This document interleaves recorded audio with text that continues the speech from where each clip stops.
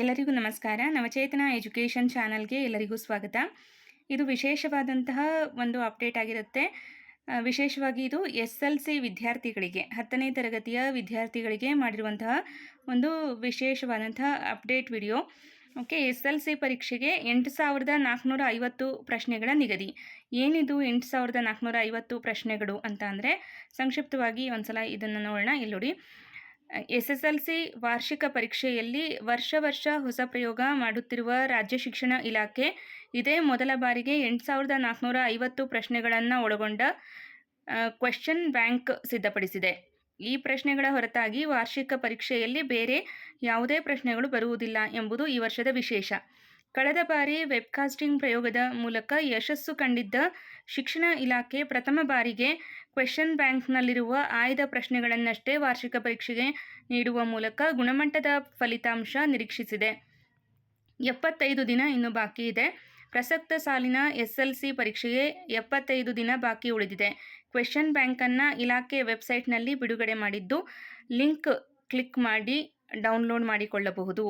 Okay, so ಇಲ್ಲಿ SLC ವಿದ್ಯಾರ್ಥಿಗಳಿಗೆ good news. ಜೊತೆಗೆ ಹೈಸ್ಕೂಲ್ ಟೀಚರ್ಸಿಗೆ ಅಂದರೆ 10ನೇ ತರಗತಿಗೆ ಪಾಠ ಮಾಡುವಂತಹ ಎಲ್ಲ ಶಿಕ್ಷಕರಿಗೆ ಇದೊಂದು ಪ್ಲಸ್ ಪಾಯಿಂಟ್ ಅಂತ ಹೇಳ್ಬೋದು. ಯಾಕಂದರೆ ಈ 8450 ಪ್ರಶ್ನೆಗಳನ್ನು ಚೆನ್ನಾಗಿ ಅಭ್ಯಾಸ ಮಾಡಿದರೆ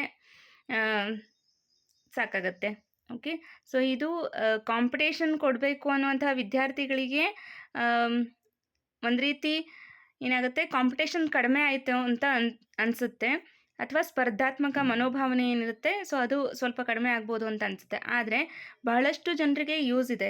ಈಗ ನಾವು ಪ್ರೆಸೆಂಟಾಗಿ ವರ್ಕ್ ಮಾಡ್ತಿರೋದ್ರಿಂದ ಗೌರ್ಮೆಂಟ್ ಶಾಲೆಗಳಲ್ಲಿ ನಾವು ವಾಸ್ತವವಾಗಿ ಮಕ್ಕಳಿಗೆ ಸರಿಯಾಗಿ ಓದೋದಕ್ಕೆ ಬರೆಯೋದಕ್ಕೆ ಬರೋದಿಲ್ಲ ಅನ್ನೋದನ್ನ ಕೂಡ ಪ್ರಾಕ್ಟಿಕಲ್ ಆಗಿ ನಾವು ನಿಜ ಜೀವನದಲ್ಲಿ ನೋಡ್ತಾ ಇದ್ವಿ, ಹೌದಾ? ಸೊ ಇದು ಈ ಒಂದು ಏನು ಹೊಸ ಬದಲಾವಣೆ ಇದೆ, ಹೊಸ ಯೋಜನೆ ಇದೆ. 8450 ಪ್ರಶ್ನೆಗಳನ್ನು ಒಳಗೊಂಡಂತಹ ಒಂದು ಕ್ವೆಶ್ಚನ್ ಬ್ಯಾಂಕನ್ನು ಕೊಟ್ಟು ಅದರಲ್ಲಿ ಬರುವಂತಹ ಎಲ್ಲ ಪ್ರಶ್ನೆಗಳನ್ನು ಓದ್ಕೊಂಡ್ರೆ ಬಹಳಷ್ಟು ಜನ ವಿದ್ಯಾರ್ಥಿಗಳು ಈ ಬಾರಿ ಪರೀಕ್ಷೆಯಲ್ಲಿ ಪಾಸ್ ಆಗ್ಬೋದು. ಓಕೆ, ಇದರಲ್ಲೂ ನಾವು ಗ್ರಾಮೀಣ ಪ್ರದೇಶಗಳಲ್ಲಿ 10ನೇ ತರಗತಿಯ ವಿದ್ಯಾರ್ಥಿಗಳನ್ನು ನೋಡ್ತಾ ಇದ್ದೀವಲ್ಲ, ಬಹಳಷ್ಟು ಜನರಿಗೆ ಸರಿಯಾಗಿ ಓದೋದಕ್ಕೆ ಬರೆಯೋದಕ್ಕೆ ಬರಲ್ಲ. ಅಂತಹ ವಿದ್ಯಾರ್ಥಿಗಳಿಗೆ ಸ್ವಲ್ಪ ಪ್ರಯತ್ನ ಮಾಡಿಸಿ, ಅಭ್ಯಾಸ ಮಾಡಿಸಿ SLC ಅನ್ನುವಂತಹ ಒಂದು ಹಂತವನ್ನು ದಾಟಿಸ್ಬೋದು.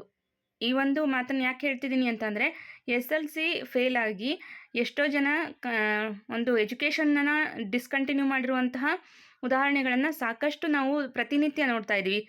SLCಯಲ್ಲಿ ಫೇಲ್ ಆಗಿ ಮನೆಗಳಲ್ಲಿ ಇರುವಂಥದ್ದು, ಸುಮ್ಮನೆ ಟೈಮ್ ಪಾಸ್ ಮಾಡ್ಕೊಳ್ತಾ ಊರಲ್ಲೆಲ್ಲ ಸುತ್ತಾಡುವಂತಹ ವಿದ್ಯಾರ್ಥಿಗಳನ್ನ ನೋಡ್ತಾ ಇದ್ದೀವಿ. ಸೊ ಇಂಥವ್ರನ್ನೆಲ್ಲ ನೋಡಿದಾಗ ಈ ಒಂದು ಹೊಸದಾದ ಒಂದು ಪ್ರಯೋಗ ಏನಿದೆ ಇದು ಇಂತಹ ವಿದ್ಯಾರ್ಥಿಗಳಿಗೆ ಹೆಲ್ಪ್ಫುಲ್ ಆಗುತ್ತೆ. ಜೊತೆಗೆ ಅವರು ತಮ್ಮ ಎಜುಕೇಷನನ್ನು ಮುಂದುವರಿಸ್ಕೊಂಡು ತಮ್ಮ ಕಾಲ ಮೇಲೆ ತಾವು ನಿಲ್ಲೋದಕ್ಕೆ ಸಹಾಯಕವಾಗುತ್ತೆ ಅಂತ ಅನಿಸ್ಬೋದು. ಇದು ನನ್ನ ವೈಯಕ್ತಿಕ ಅಭಿಪ್ರಾಯ ಆಗುತ್ತೆ. ಇನ್ನು ರ್ಯಾಂಕ್ ಸ್ಟೂಡೆಂಟ್ಸು ಅನ್ನೋರಿಗೆ ಏನಾಗುತ್ತೆ, ಮುಂಚೆನೇ ಪ್ರಶ್ನೆಗಳನ್ನು ಕೊಟ್ಟರೆ ಕಾಂಪಿಟೇಷನ್ ಅನ್ನೋದು ಹೆಚ್ಚಾಗುತ್ತೆ. ಸೊ ಯಾರು ಚೆನ್ನಾಗಿ ಎಲ್ಲ ಕ್ವಶನ್ಸ್ಗಳನ್ನು ಓದ್ಕೊಳ್ಳುವಂತಹ ವಿದ್ಯಾರ್ಥಿಗಳು ಸಾಕಷ್ಟಿದ್ದಾರೆ ಅಲ್ವಾ? ಸೊ ಅಂಥವ್ರಿಗೆ ಒಂದು ಸ್ವಲ್ಪ ಡಿಸಪಾಯಿಂಟ್ ಆಯಿತು ಅಂತ ಅಂದ್ಕೊಳ್ತೀನಿ. ಆದರೆ ಬಹಳ ಗ್ರಾಮೀಣ ಪ್ರದೇಶದ ವಿದ್ಯಾರ್ಥಿಗಳಿಗೆ ಈ ಒಂದು ಹೊಸ ಪ್ರಯೋಗ ಖಂಡಿತವಾಗ್ಲೂ ಸಹಾಯಕವಾಗುತ್ತೆ.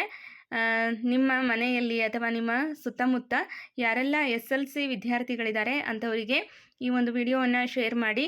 ಜೊತೆಗೆ ಸಾಧ್ಯವಾದರೆ 8450 ಏನು ಕ್ವಶನ್ಸ್ ಬುಕ್ಲೆಟ್ ಇದೆ, ಕ್ವಶನ್ ಬ್ಯಾಂಕ್ ಇದೆ, ಸೊ ಅದನ್ನು ಅವರಿಗೆ ಡೌನ್ಲೋಡ್ ಮಾಡಿ ಕಳಿಸಿ. ಓದ್ಕೊಂಡು ಈ ಸಲ ಚೆನ್ನಾಗಿ ಸ್ಕೋರನ್ನು ಮಾಡಿ ತೇರ್ಗಡೆ ಆಗಲಿ. SLC ರಿಸಲ್ಟ್ ಈ ಸಲ ಉತ್ತಮವಾಗಿ ಬರಲಿ. ಎಲ್ಲ ವಿದ್ಯಾರ್ಥಿಗಳಿಗೂ ಮತ್ತು ಟೀಚರ್ಸ್ಗಳಿಗೂ ಕೂಡ ಇದು ಹೆಲ್ಪ್ಫುಲ್ ಆಗುತ್ತೆ. ಯಾಕಂದರೆ ಸಂಪೂರ್ಣವಾಗಿ ಪುಸ್ತಕದಲ್ಲಿರುವಂತಹ ಎಲ್ಲ ಪ್ರಶ್ನೆಗಳನ್ನು ಪ್ರಾಕ್ಟೀಸ್ ಮಾಡಿಸೋದಾಗಲಿ, ಅಭ್ಯಾಸ ಮಾಡಿಸೋದಾಗಲಿ ಟೀಚರ್ಸ್ಗಳಿಗೂ ಕೂಡ ಬಹಳ ಕಷ್ಟ ಆಗುತ್ತೆ.